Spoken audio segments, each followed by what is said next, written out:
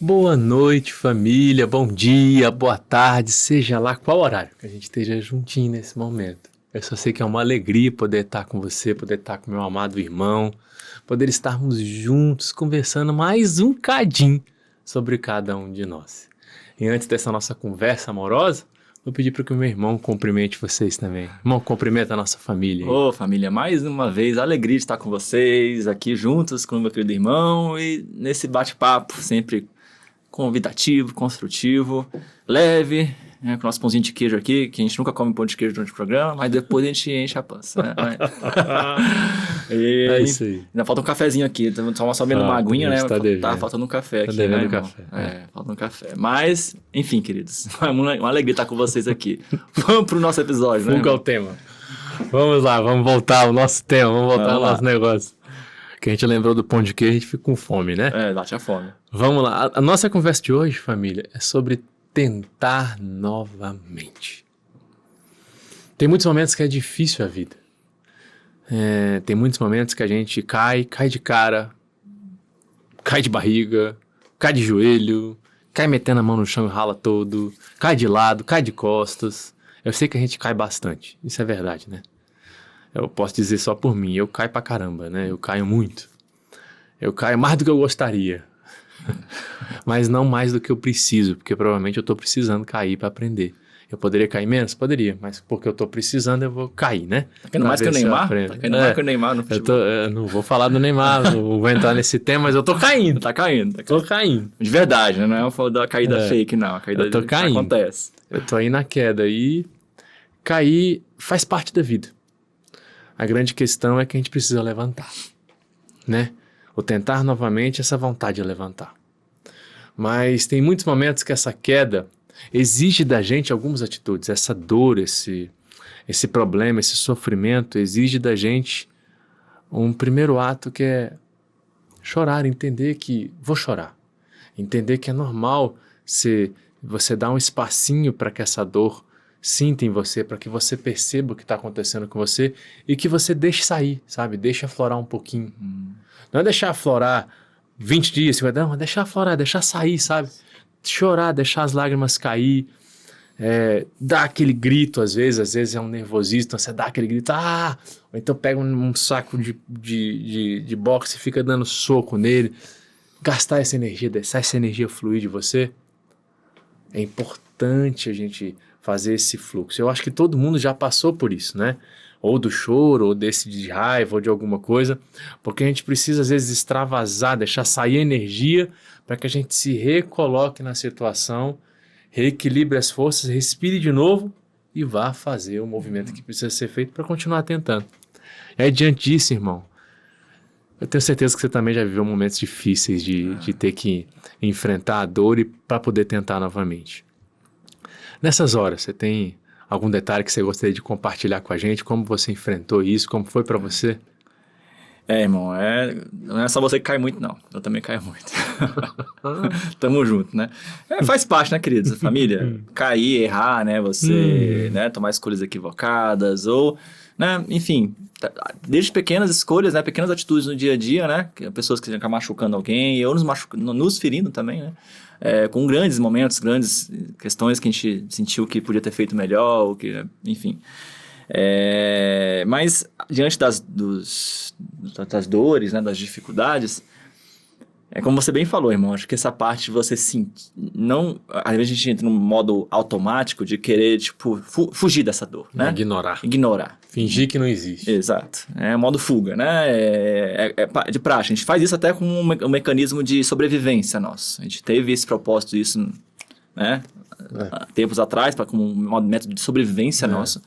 Mas hoje a gente já não, assim, ele tem seu propósito, né? Pra gente realmente fugir de certas situações, óbvio.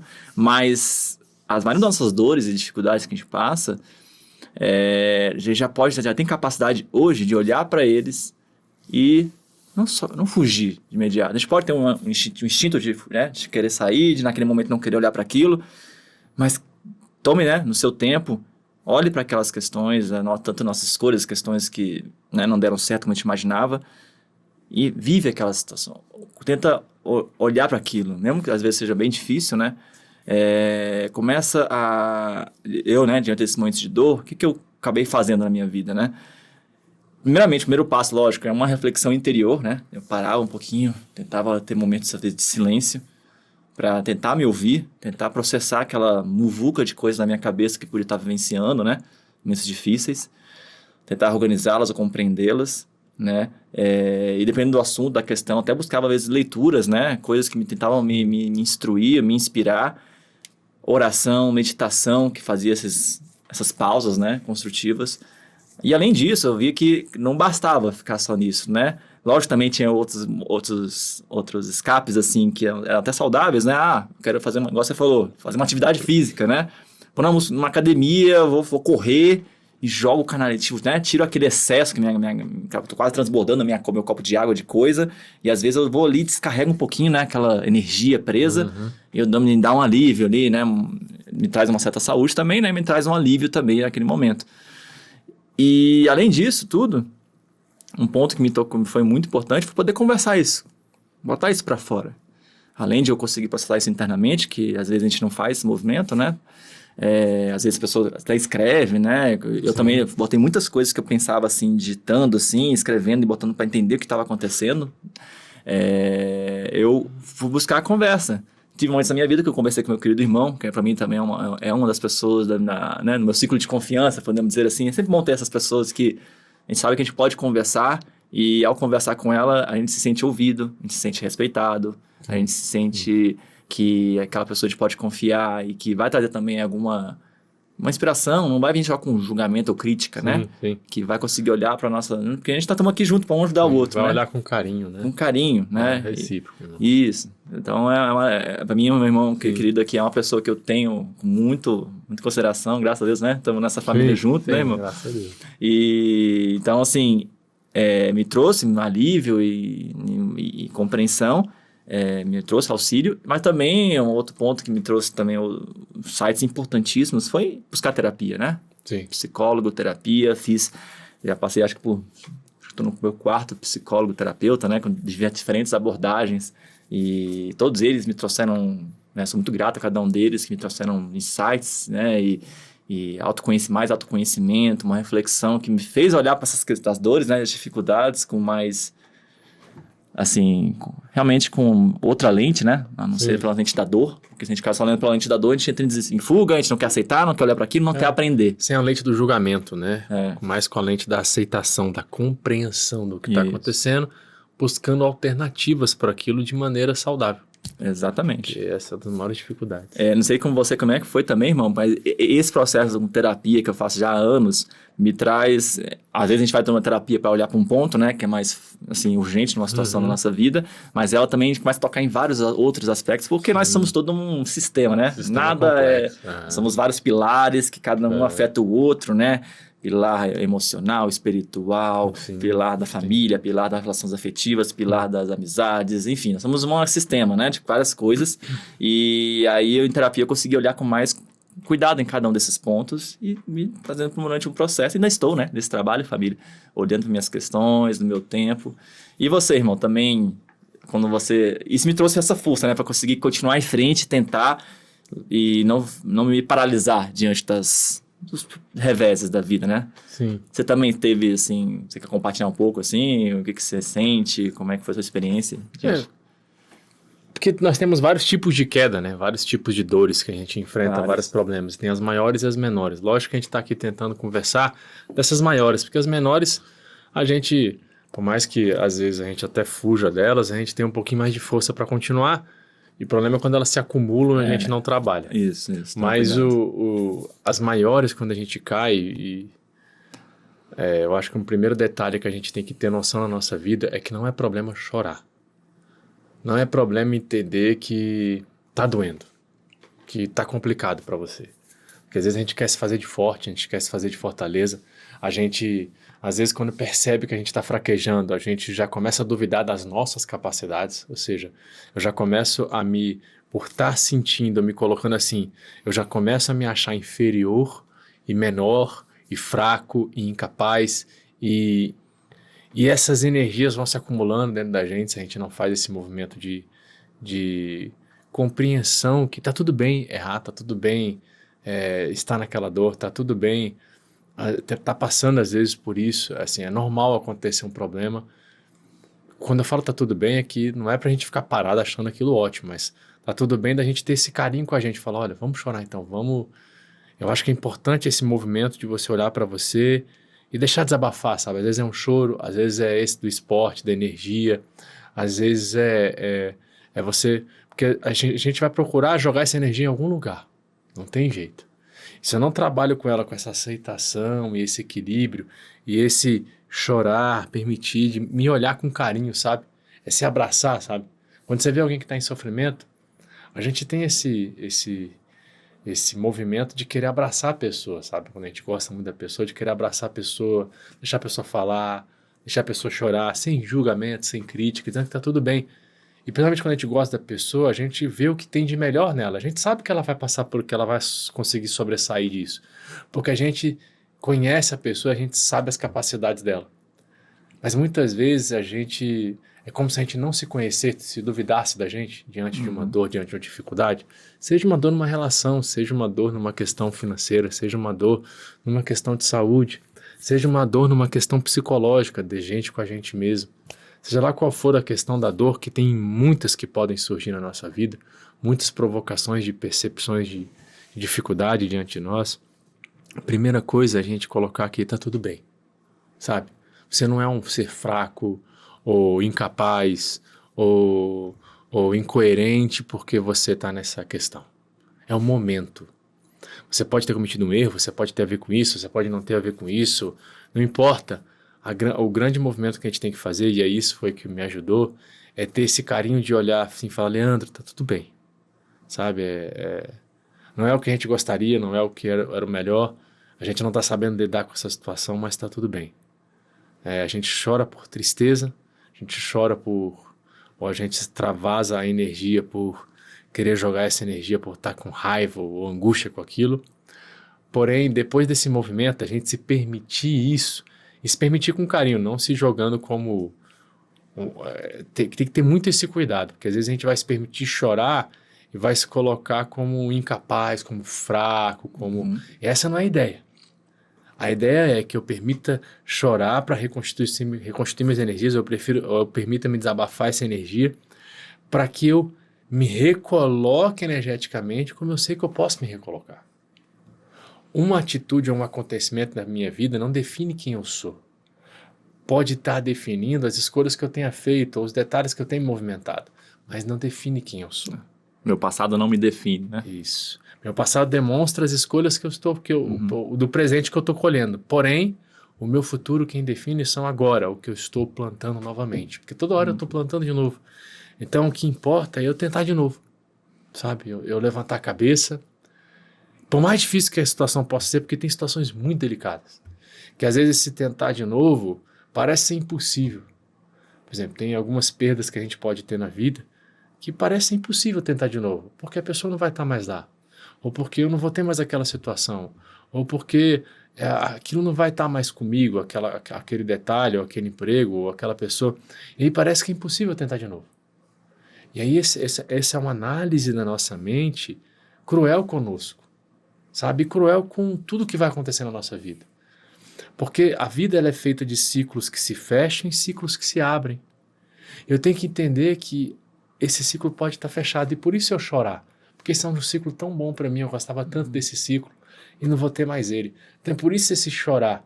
Não é um chorar de desespero, mas é um chorar de aceitação e de compreensão que esse ciclo se fechou, está no meu coração, mas ele se fechou.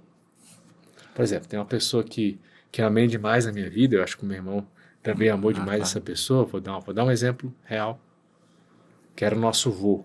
Eu, pelo menos, amei demais ele, eu acho que meu irmão também amou demais. Toda vez que eu falo, eu me emociono. Nosso querido vovô foi um... foi um pai, foi um irmão, foi um amigo, foi tudo que você pode pensar. Uma inspiração maravilhosa na nossa vida. Ele foi. E aí, essa pessoa que foi isso pra gente, quando ele se foi muito cedo, por uma questão de saúde e tudo mais, é triste pra gente, dói pra gente, machuca a gente, porque é um ciclo que se fecha e não tem o que a gente vai fazer que não vai trazer ele de novo pra vida aqui, pra conviver com a gente aqui. Porém, Esse é o grande lance do tentar de novo.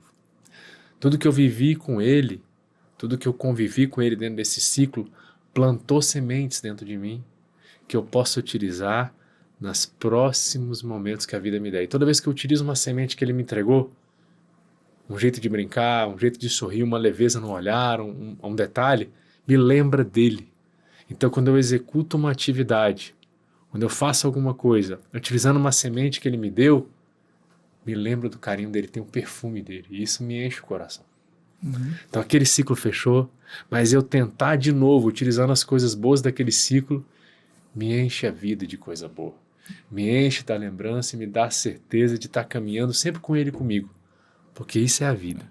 Então esse é um exemplo de um ciclo que se fechou e que não tinha que eu fizesse aquele ciclo para abrir ele de novo. Não daquele jeito. Só que a gente pode criar ele de outros formatos e ter a alegria de poder ter vivido aquele ciclo. Como tem outros ciclos que são difíceis, que estão se fechando, que precisam se fechar, que trazem dificuldades para a gente. E que a gente, na verdade, dentro daquela dificuldade, se eu viver dentro daquele ciclo, sentindo aquela dificuldade, eu vou carregar a sensação de injustiça, de raiva e de nervosismo durante os outros momentos da minha vida. Então eu tenho que entender e tenho que saber jogar essa energia para tudo bem, esse ciclo fechou. Não tem o que eu possa fazer com isso, é uma injustiça que eu passei, se é algo errado que aconteceu, ou isso é um problema que eu vivi, ou isso é algo que realmente foi desesperador para mim, só que já passou. Mas aquilo que eu vivi está me provocando a mudanças de detalhes e de olhar que eu preciso mudar. Então, são aqueles problemas dentro do que aconteceu que me servem de fórmulas para que quando eu for utilizar na minha vida novamente, porque vão surgir coisas parecidas para eu fazer, eu utilize diferente.